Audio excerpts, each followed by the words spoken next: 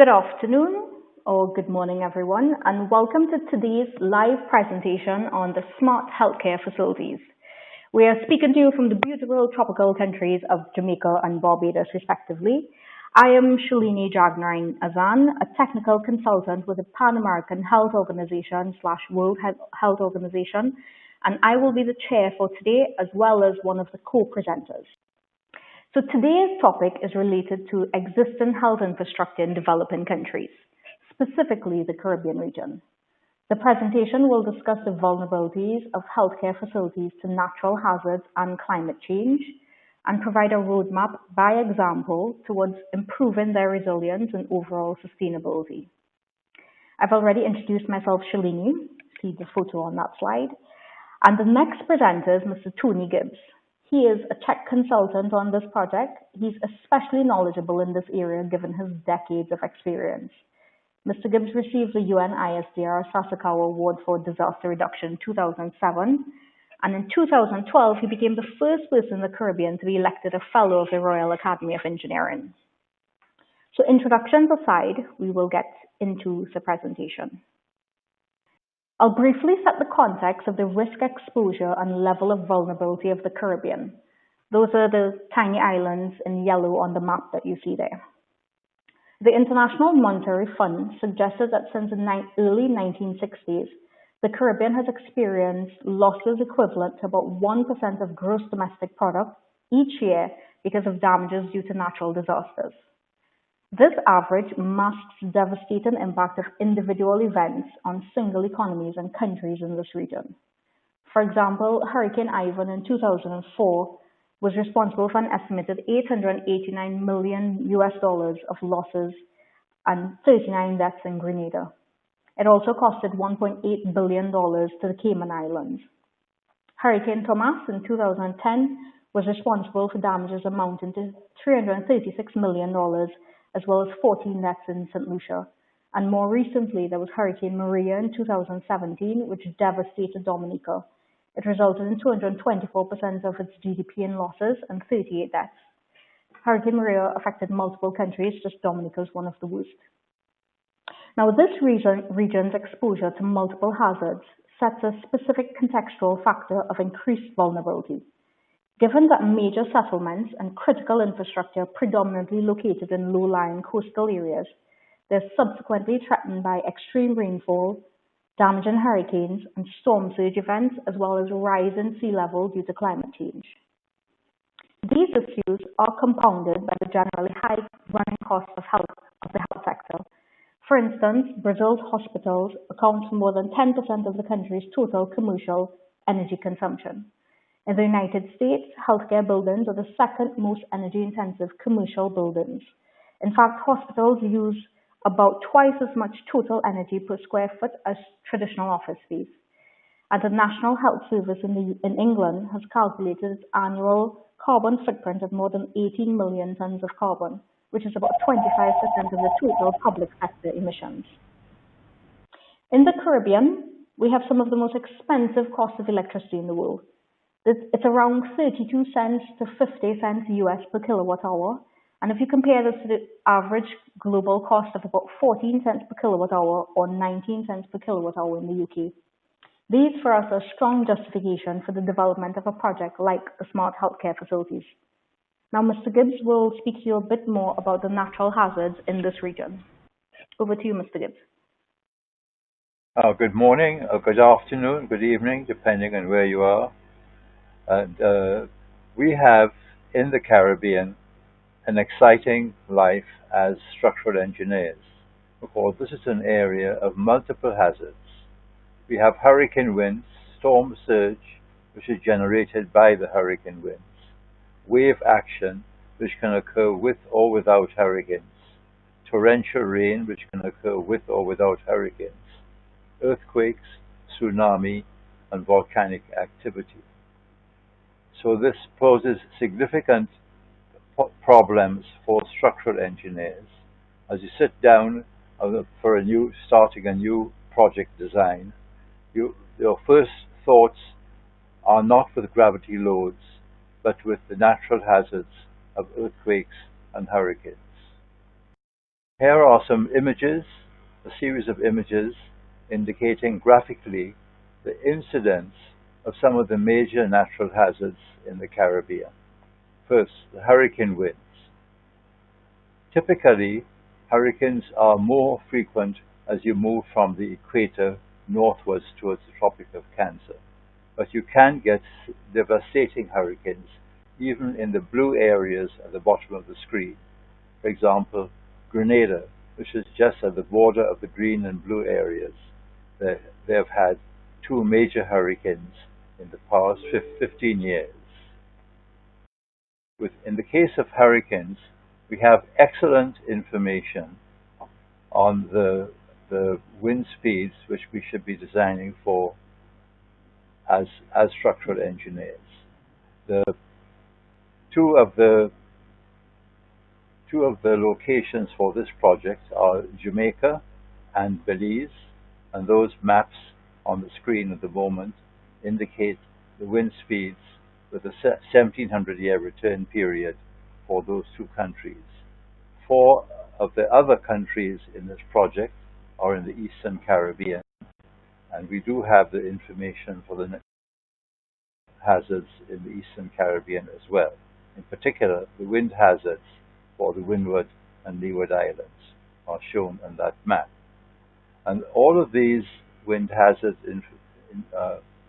information is geared specifically for use with the American Society of Civil Engineers 7 2016 edition. Well, that is the document which is most popularly used by engineers at the moment in the English-speaking Caribbean. In using that document, we can get the velocity pressure with a formula as shown on the screen. And that formula is for use with imperial units, miles per hour wind speeds, but there is also an equivalent formula for use with the metric units, where the only change really is that the factor at the beginning is changed from 0.00256 to 0.613, and V at the end is not in miles per hour but in meters per second. So there are various adjustment factors to be used with that wind speed. One is Kz, which is the velocity pressure coefficient, and that is provided in ASCE 7 as a table to facilitate the use of that particular factor. And then there's KZT, which is a topographic factor. Many of the countries in the Caribbean have dramatic topographies, and many of the healthcare facilities are built on slopes and on ridges. And for those facilities, it's very important to adjust the design wind pressures using the topographic factor. And that topographic factor is also provided in ASCE 7 with diagrams and tables. Next is the wind directionality factor, KD. And this generates quite a bit of discussion, but it does recognize that there is a need statistically to allow for the directionality of the wind.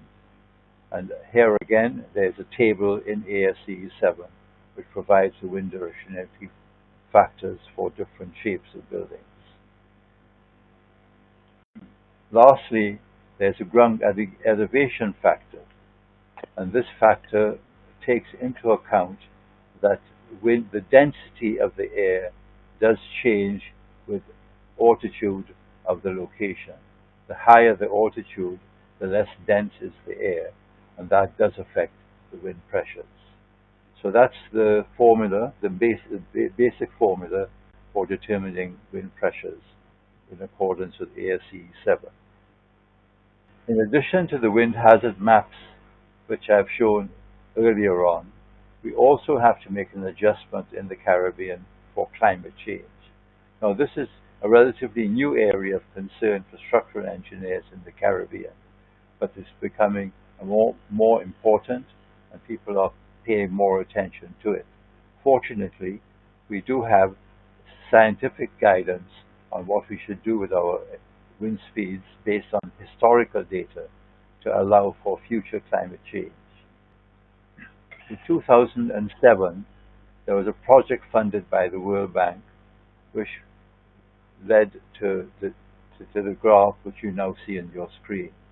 It determined that the annual frequency of Category 4 and 5 hurricanes cause of future climate change would be 250% of what we now know. And based on that 250% frequency increase, we can determine that we should be increasing our basic wind speeds by a factor of 1.13 or 13% for most buildings, and for critical facilities which already attract higher basic wind speeds in the code, to further 10% is added to those code information for design purposes to allow for climate change. Storm surge is generated by hurricane winds. The storm surge is very important in two of our facilities in this project, two of our countries in this project, Belize in the extreme left and Jamaica in the middle of the diagram near the top of it, because those two countries have long coastlines. The Eastern Caribbean islands are so small and the bathymetry offshore is sufficiently deep that storm surge is not a big issue for those countries.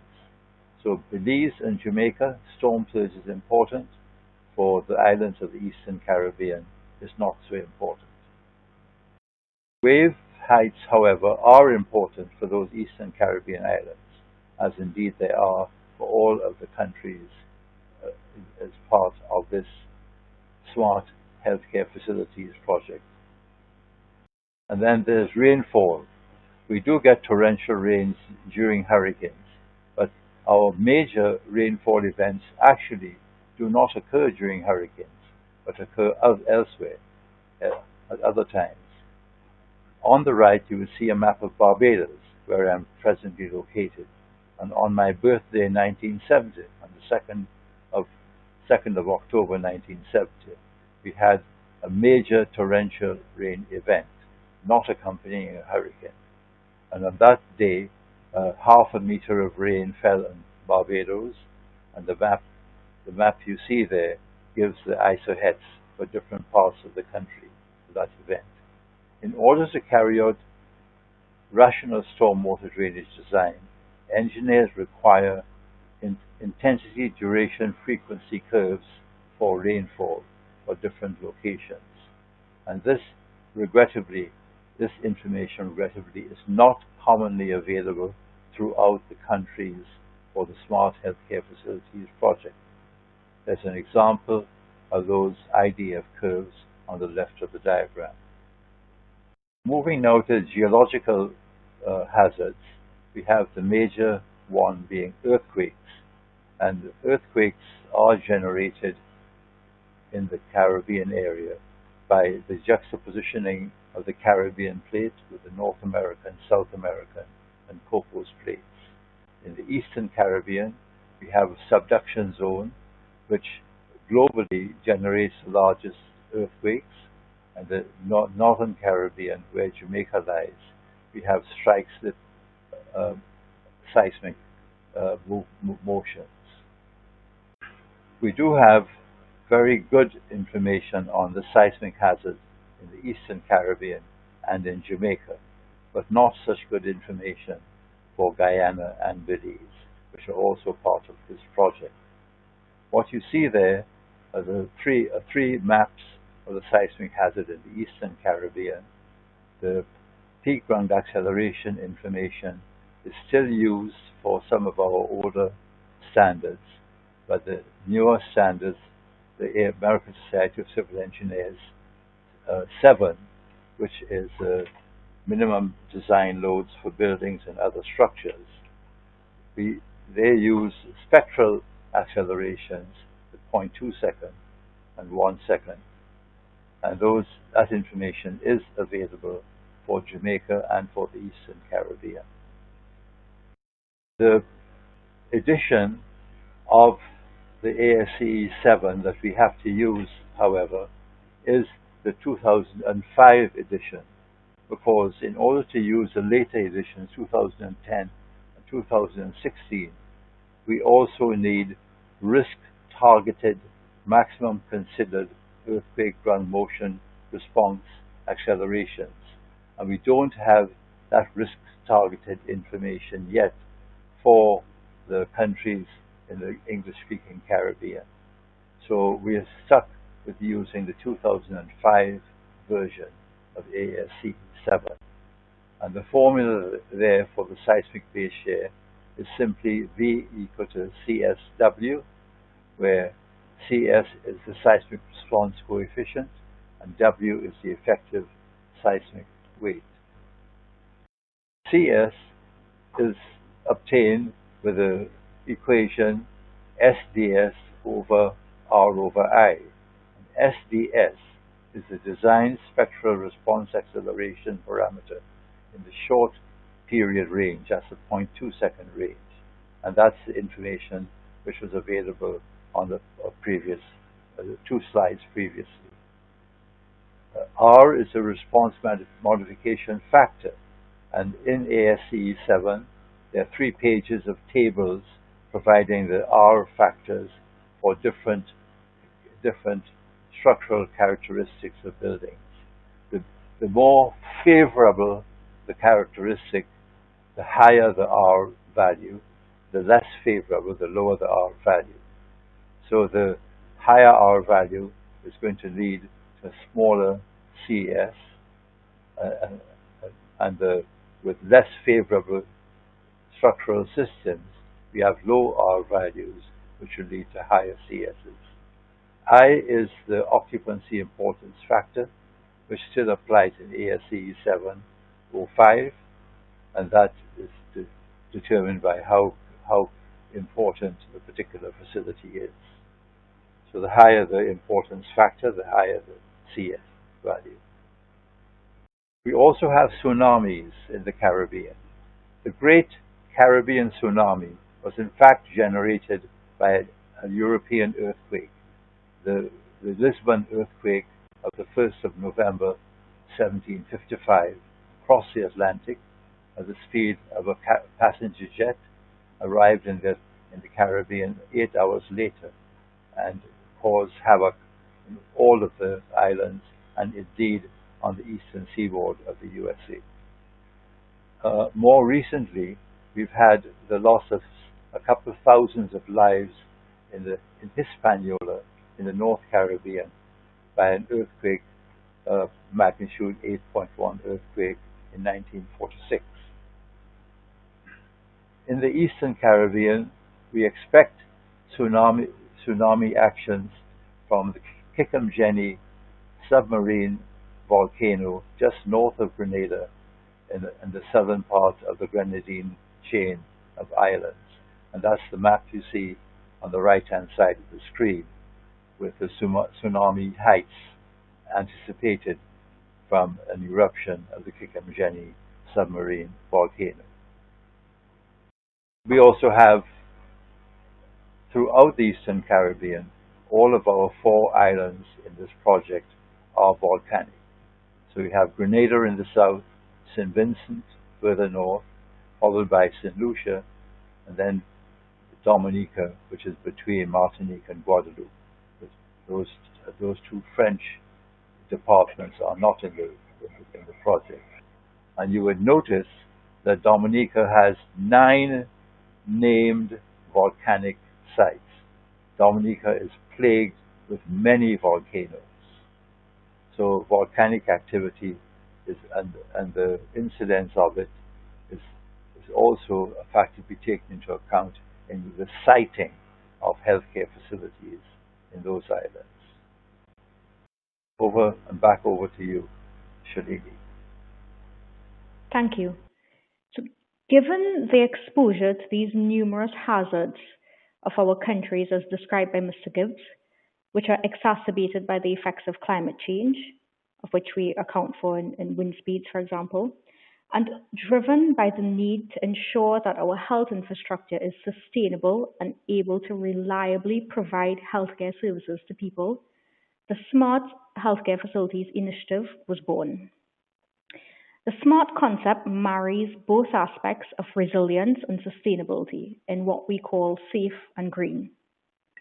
The safe aspects include the structural and non-structural integrity of facilities to withstand hazards. For instance, safe measures would include the availability of backup water and power, as well as the structure's ability to withstand high speeds and its resistance to flooding for facilities in low-lying areas, for example. And then the green parts consider the facility's ability to adapt to the conditions of climate change, such as increasing temperatures and water shortages, as well as measures to mitigate against climate change and reduce the operational costs.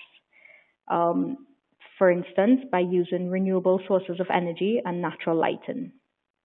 Over to Mr. Gibbs, who will speak a bit more about the damage sustained in this region due to natural hazards. So what is the need for projects such as the one which we are talking about? The losses in the health sector in recent decades due to natural hazard events has been significant. They always occur whenever there's a severe natural hazard event. But these losses are preventable, as is being demonstrated by the Smart Hospitals project. I will show you some images of what happens to our healthcare facilities in natural hazard events.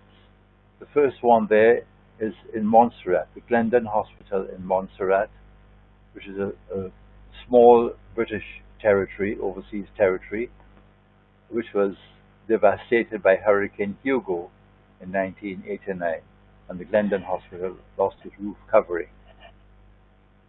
The loss of the roof covering came about because of the failure of the fastening devices for the roof sheeting. And the failures were many different types of failures of the fasteners, including direct tension. In 1988, Hurricane Gilbert struck Jamaica, went right through the spine, the east-west spine of Jamaica, and the Princess Margaret Hospital was an absolute mess following that particular hurricane. You don't want your major health facilities to look like this after a hurricane, because after a hurricane, the hospital is even more in demand than it was before the hurricane struck. In 2004, Richmond Home for Elderly People in Grenada was very badly damaged by Hurricane Ivan. It was repaired, but inadequately repaired, and 10 months later, Hurricane Emily also damaged the same facility in Grenada. That's in 2005. This particular facility, Richmond Home, is one of the facilities being retrofit as part of the Smart Healthcare Facilities project that we are talking to you about today. In 1998, there was a Hurricane George, which went through St. Kitts in the northeastern Caribbean and caused significant damage to the main referral hospital in that island, the Jane France Hospital. That particular hospital had been damaged 9 times in its short life of just over 3 decades by various natural hazard events. So what we are seeing is healthcare facilities which are indeed not fit for purpose, not sufficiently resilient to natural hazards. That's another picture from the Jane France Hospital. The pediatric ward could not be used because it had no roof. The project also addresses non-structural components. you lose windows and external doors, you can't operate the hospital. So windows become an important component in determining the vulnerability of our healthcare facilities. In 1988, that same Hurricane Gilbert in Jamaica removed many of the windows in the Cornwall Regional Hospital, which is a major hospital in Montego Bay in the northwest of Jamaica. Those wards had to be evacuated during Hurricane Gilbert. Focusing again on non-structural components, this is not a dramatic loss, the loss of a ceiling, but the loss of a ceiling does interfere with the efficient operations of the rooms in which that ceiling is. Earthquakes also cause havoc to our healthcare facilities. The Haitian earthquake of January 2010 caused significant losses to the hospitals in that country. Here is the collapse of the University Hospital Outpatients Department. And in the San Francois de Sales Hospital, 30 of the people, of the inmates of that hospital, died as a result of the collapse of the internal medicine building. The hospitals which did not collapse were several of them sufficiently badly damaged that it was not safe to operate inside the hospital after the earthquake. And there you can see an example of the makeshift tents dealing with sick patients outside of a healthcare facility. Back to you, Shalini. Thank you.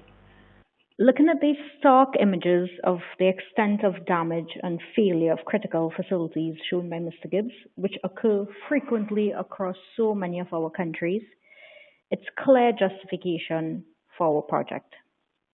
In order to improve the overall resilience and sustainability, we first needed to understand the current level of vulnerability of the healthcare network, specifically its infrastructure. The Smart Healthcare Facilities project developed and implemented specific assessment tools to do just that. The primary assessment tools used are the Hospital Safety Index, which is shown by the two blocks in the center, in the brown and the green book, a green checklist, and a baseline assessment tool. There are several other tools and technical material and lessons identified from this project, all which are freely available and accessible on our website, www.paho.org/disasters. And in this presentation, we'll go into a bit more detail about these three primary tools that we use. So over to Mr. Gibbs, who will discuss the structural aspects of the Hospital Safety Index. What we attempt to do is not a detailed assessment of the vulnerability of the load-bearing structures. What we are doing with the Hospital Safety Index is a broad brush assessment of the healthcare facilities. And what you have to bear in mind is that in most of the cases, we do not have the drawings for the facility. That's one of the huge problems of the Ministries of Health in the Caribbean, that they do not archive as-built drawings for their facilities. Now, the Hospital Safety Index is a series of just about 150 questions, but of those 150 questions, very few, about 16 of those questions, relate to the load-bearing structural safety.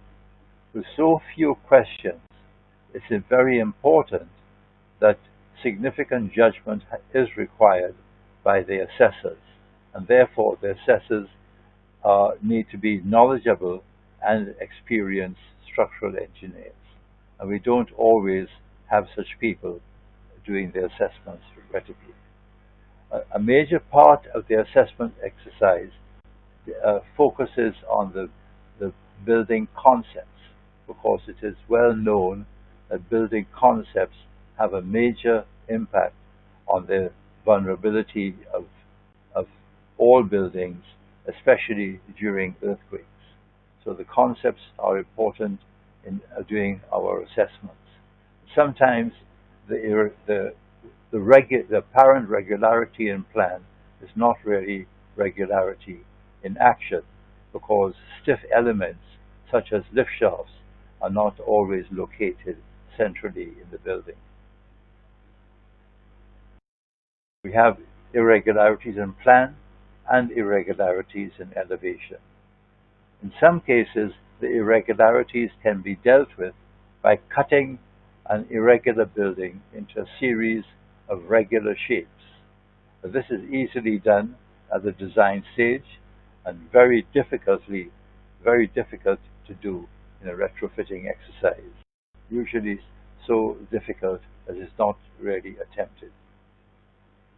Other issues which we can see when we are examining these buildings is whether there is discontinuity in the beams and the columns of the building. Those discontinuities are red flags indicating dangers in earthquakes. And one of the more damaging aspects for building concepts in earthquakes is known as a soft story. A soft story is defined as a story which is more flexible than the story above it. Soft stories most commonly occur in the first story of buildings, but they can occur at any level in the building, obviously not at the top level. And soft stories are responsible for many deaths in earthquakes. So this is something that we always look for in examining the vulnerability of existing buildings. Now to look a bit at the green checklist. The green checklist assesses the current level of greenness of the health facility. It's a checklist that was developed in keeping with international green building standards such as LEED in the US and BREEAM in the UK, and it was adapted to healthcare facilities in this region. There are 45 questions categorized into 8 primary areas as shown on the pie chart, such as water, energy, indoor environmental quality, and pharmaceuticals. The percentages that you see under each category is the weighting towards the overall green score. There are a series of yes, no, or not applicable questions, such as does the facility utilize rainwater harvesting in the category of water, or do you utilize low energy lights in the category of energy? The aim is to achieve a minimum score of 70% to be called green. In our current project, we assessed about 420 facilities across the 7 project countries, both in the Green Checklist and the Hospital Safety Index. And none of those facilities achieved neither a green rating nor an HSI rating of A. An A rating for the Hospital Safety Index means that we're confident that the facility should be able to remain operational during and immediately the impact of a natural hazard. So these scores across these countries give a fairly reasonable indication of the current status of the health sector across our region. To look at the Baseline Assessment Tool, or BAT, it's used to measure the operational aspects of the facility. It consists of calculating the water usage, energy usage, and indoor environmental quality. The water and energy audits provide a direct measure of the operational costs of the facility, and like the Green Checklist, it also quickly identifies low-hanging fruit for reducing these costs and consequently its carbon footprint. The indoor environmental quality specifically measures the lighting, temperature, relative humidity, and carbon dioxide levels within each user space of the facility. This, in conjunction with an occupant satisfaction survey, indicate whether staff, patients, and visitors can comfortably operate and function within that space. Increasing global temperatures and carbon dioxide levels have a huge impact on the provision of health services in communities, as well as the operational carbon and expenditure in cooling these facilities. The interventions of this project go a long way in reducing these cooling costs and likewise its carbon footprint. These savings can be directed towards other functional aspects of the facility, such as in the provision of medicines or medical equipment. This chart is actually taken from one of our project countries where we did water audits using the BAT, or the Baseline Assessment Tool. The highest bar immediately jumps out as an anomaly. One, in comparison to the water consumption of other facilities, but also when we look at the average water consumption per patient, but per bed for an inpatient facility. What we found doing further detailed assessments was that the water main that led to this facility was located on a hillside that had poor access, and it had broken and was leaking water for months. In addition to that, the biggest consumer of water at the facility was in the laundry services. So in the retrofit of that specific facility, we, of course, repaired the water main, and we utilized rainwater harvesting to offset some of the consumption of the laundry. And this led to direct savings to that facility. So Mr. Gibbs will now speak a bit more about the processes and standards used in retrofitting of the actual facilities on this project. Well, after the Hospital Safety Index and the Green Checklist and the Baseline Assessment Tool, after they have been applied to the majority of healthcare facilities in the country, a minority of them are selected for actual retrofitting. And for that purpose, we procure the full service design inspection teams for implementing the design and inspection of the retrofitting. And here, there were problems in attracting and selecting appropriate teams. The two critical characteristics for the selection of teams: precise professional performance specifications cannot be written. The interpretation of terms of reference will vary from firm to firm, and therefore different levels of service are inevitable. Also, successful consulting engineering and architectural services depend on a sufficient amount of time being spent by competent and knowledgeable persons in an efficient manner on their assignment. This translates into adequate compensation. Inadequate compensation inevitably leads to inadequate engineering and architecture and to greater life cycle costs. Now, the selection criteria, I'm listing 6 items there. 1, qualification and experience of firms and or principal players. 2, the specific knowledge of designing against natural hazards within the design team. The capacity and workload of the consultants. Local knowledge and presence. Professional independence and integrity. And the cost of services.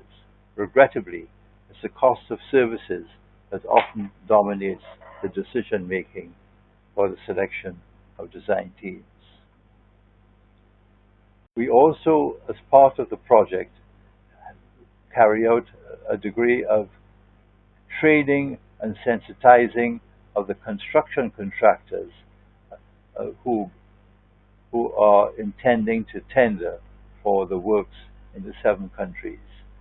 So these workshops were held for construction contractors in all 7 of the project countries. And the workshops dealt with the following subjects: what do you need to be a successful building contractor? The funding agency rules and the procurement guidelines. Who is the client for the program and what role the client will play? What is a country supervisor? We have country supervisors for all of the 7 countries. The need for computer literacy, experience in communicating digitally, pre-qualification of contractors, the bid documents, and understanding the requirements of a contract, insurances, bonds, and sureties, and also guidance on preparing a competitive bid. The standards for retrofitting are very clearly dictated at the start of the project. We have definite standards for wind, including climate change, for earthquakes, and for rainfall. We do not leave it to the whims and fancies of the design team or the business. And the monitoring of standards is done by Czech consultants. There are 5 Czech consultants operating in the 7 countries of the project. All the Czech consultants are fellows of the Institution of Structural Engineers. And the Czech consultants, their roles are to do a detailed design review and also during construction, where the normal inspection is carried out by the design teams. The Czech consultant confirms that the quality assurance systems are actually being implemented during construction. Shalini? Thank you. The biggest component of this project is actually in the retrofitting of facilities. We aim to retrofit about 50 facilities across the 7 project countries. And this slide shows photos from 4 of the facilities that have already been completed. Moving from left to right, it's in St. Lucia, Grenada, St. Vincent and Grenadines, and Dominica. The interventions of the retrofits include structural improvements, which I'll highlight a bit more in some of the subsequent slides, and a plethora of non-structural improvements, such as improved disabled access and means of egress in case of emergencies, installation of renewable energies such as photovoltaic, both grid-tied and off-grid, improvement of the building envelope, which Mr. Gibbs alluded to when he mentioned the types of damage that you often see to windows and doors.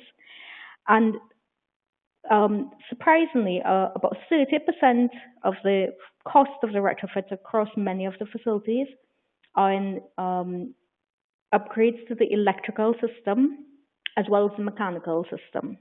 We often find that when the facilities were originally constructed, sometimes it could be 20 years ago, sometimes it's 40 years ago, the electrical system was never properly upgraded over that time to meet changing codes and standards. And so we tend to have to do drastic improvements to that for both efficiency as well as safety. Then we also have improved fire safety and a general rehabilitation of the indoor spaces for patient flow and circulation. To look specifically at the retrofitting of roofs, we spend a lot of time checking roofs on this project, mostly because roofs tend to fail very frequently in the events of tropical storms and hurricanes.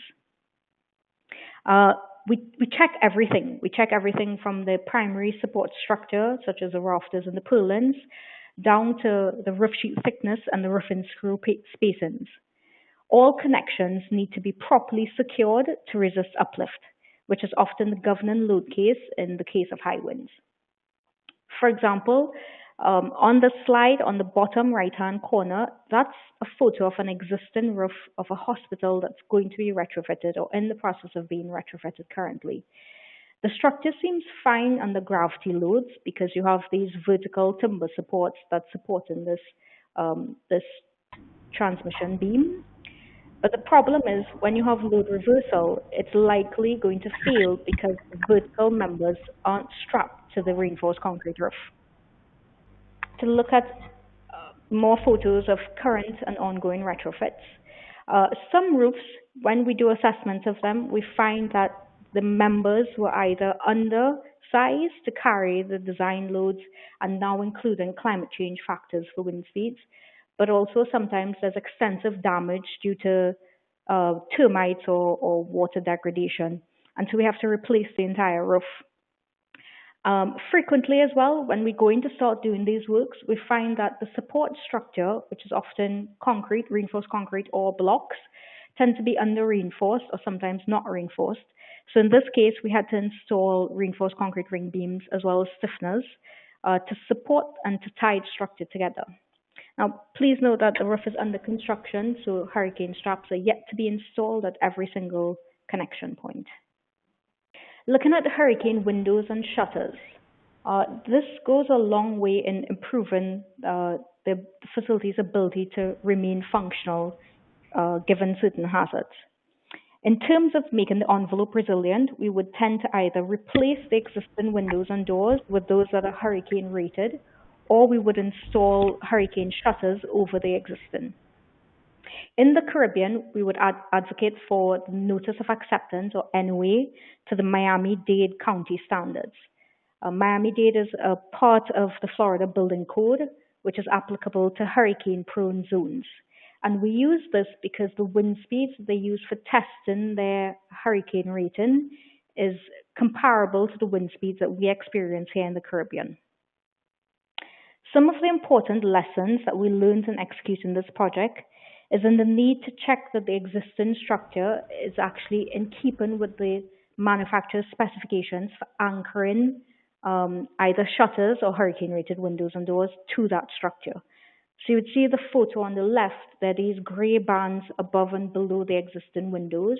It's where we had to break out the existing hollow block walls to replace them with reinforced concrete beams, which is where we were anchoring the hurricane shutters. So these need to match depending on what type of shutter or window you have and how it's to be connected. The bottom right-hand corner, that photo, is just one of the quality control checks that we also execute on the project to ensure things like screws and anchors are properly spaced and don't exceed the allowable spacing. Now, this photo is actually one of my favorite slides to show in recent years. It's taken from one of the first facilities that we had finished retrofitting. Now, these show roller shutters, both at the same facility. What we found is when we were doing the handover of the project, so we operated every single shutter, fully opening and closing each of them, that the slats didn't match. So the photo on the right are the slats that meet the manufacturer's specifications. And the slats on the left have gaps in them. And we then came to find out that the contractor didn't order the appropriate number or quantity of materials that he needed on the project. And so he decided to replace the approved slats with more cheaply available slats that he had on hand. Now, it's critically important that in order to meet the proper safety standards, that all components are in accordance with manufacturer's requirements. And lastly, this slide is a snapshot of some of the successes of one of our countries. In St. Lucia, we actually retrofitted 15 healthcare facilities to varying degrees. And as part of that retrofit, we installed about 75 kilowatts of solar power, together with 14 standby generators. And we improved the potable water storage capacity as well as the rainwater harvesting storage capacity across all of those facilities.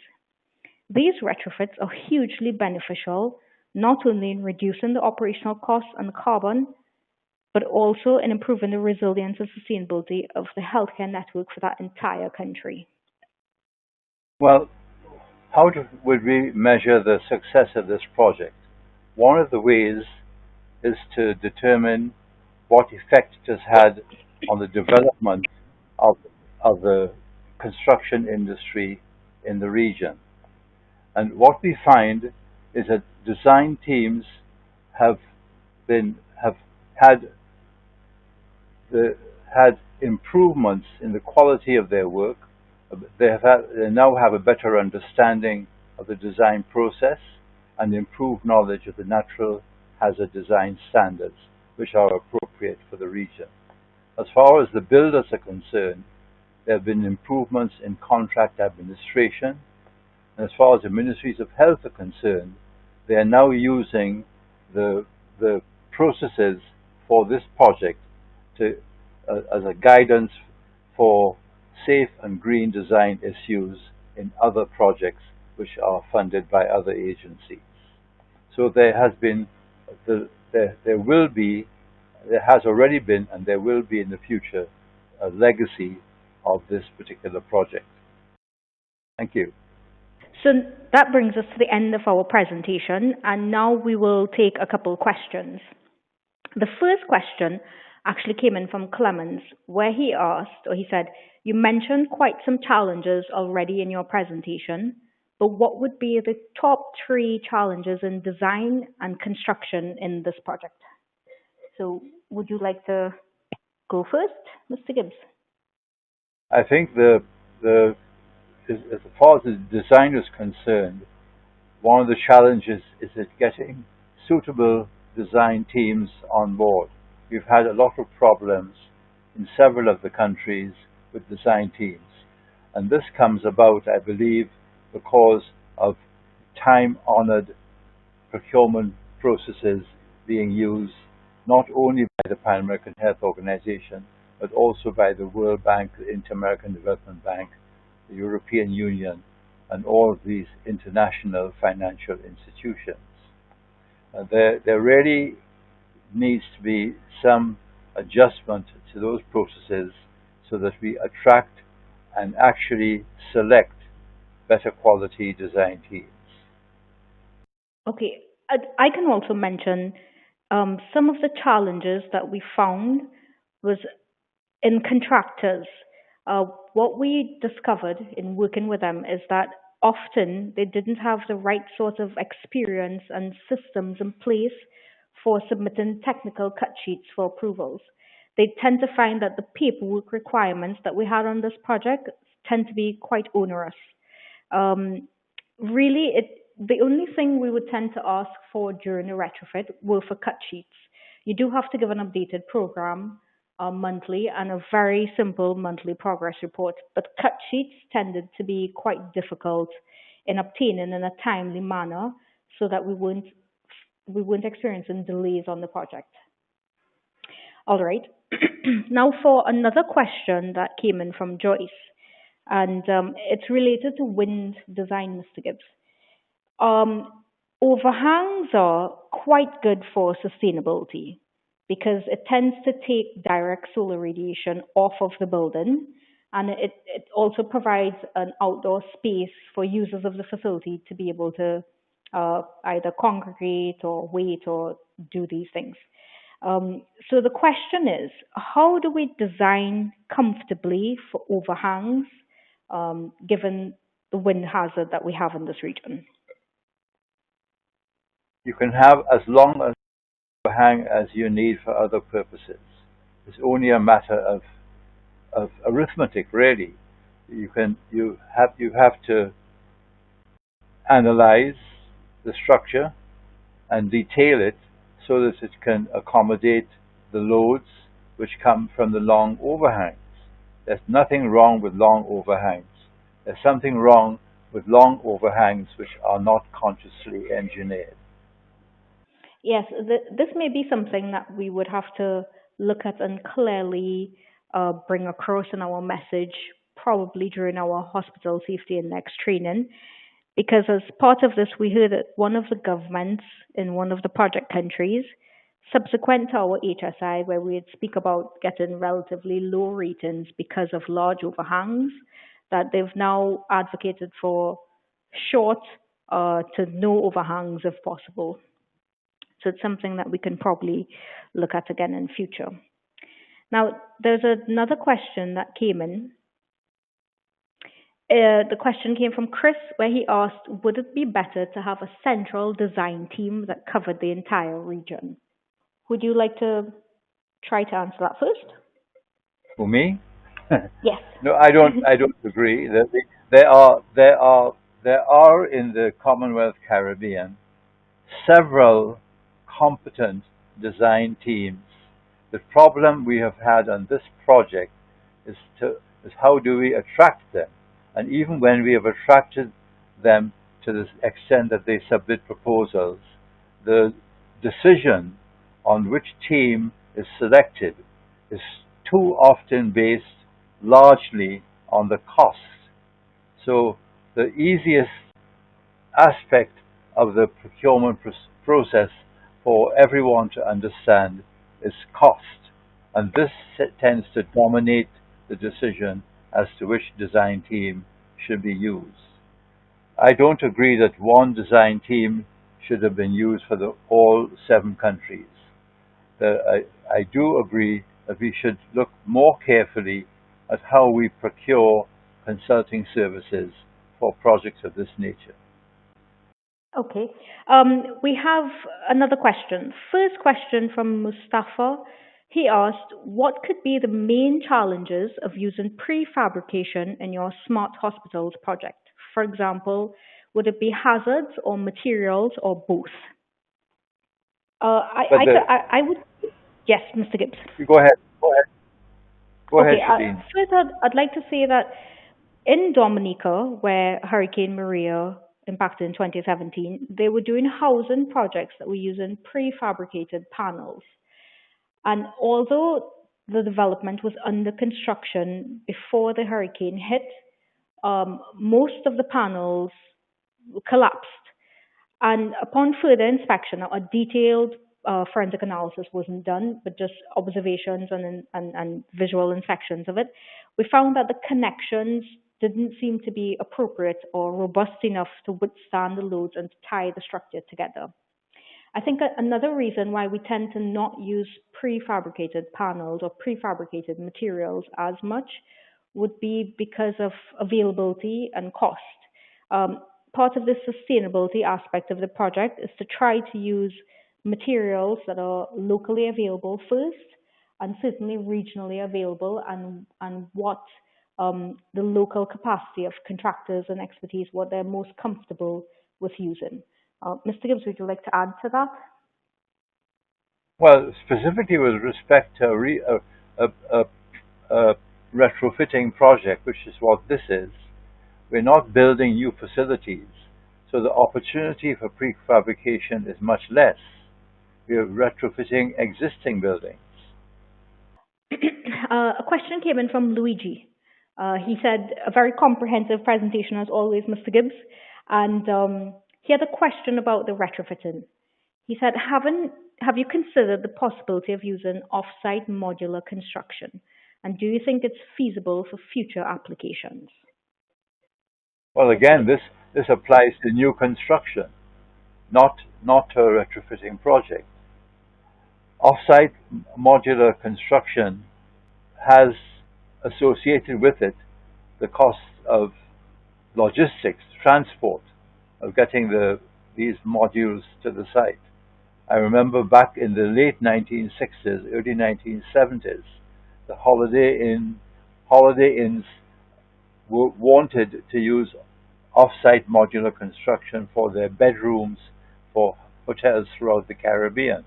And they went through a very detailed exercise to determine the feasibility of that.